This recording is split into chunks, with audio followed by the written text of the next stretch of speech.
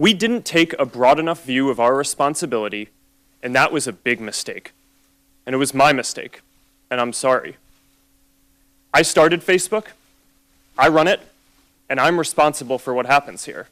Како што беше очекувано, Закерберг вчера презеде одговорност за се што се случи на социјалната мрежа поврзано со американските избори во 2016 година, скандалот Кембридж Аналитика и украдените податоци на 87 милиони корисници.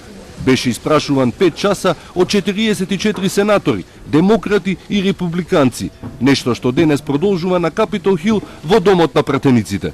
Will you make the commitment to changing all the user default settings to minimize to the greatest extent possible the collection and use of users' data? I don't think that's hard for you to say yes to unless I'm missing something.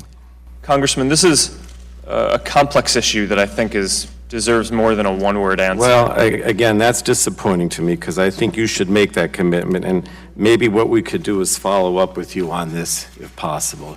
Повторливоста, речиси роботска на Закерберг, неговото постојано одговарање со да сенаторе, да конгресмене, говори за една празнина во неговата приказна и позиција, за слабоста на неговите одговори и честото повикување дека не знае дека ќе обезбеди дополнителни информации.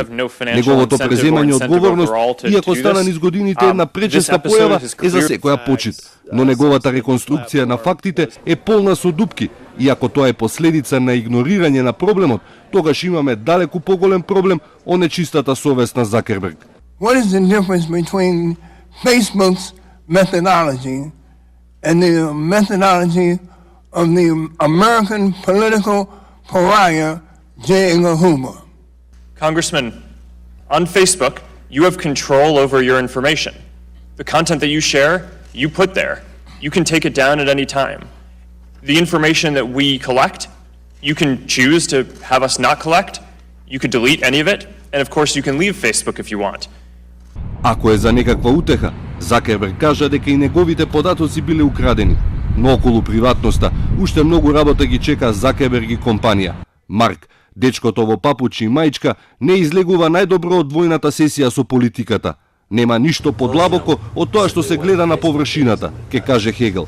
А на површината, променетиот имидж на Закерберг говори за крајот на една икона. Нердот, трендсетерот на 2000-тата, денес се заменет со еден краватосан и формален бирократ, од својата спротивност, од својот немесис, од својот пораз.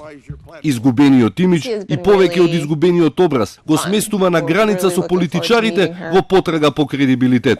Од Олимпот на Силиконската долина во сламот на политиката која моли за гласови и консензус. Од Зевс на модерноста до обичен смртник. Закерберг го изгуби најважното во еден свет како што се социјалните мрежи, како Facebook или Instagram.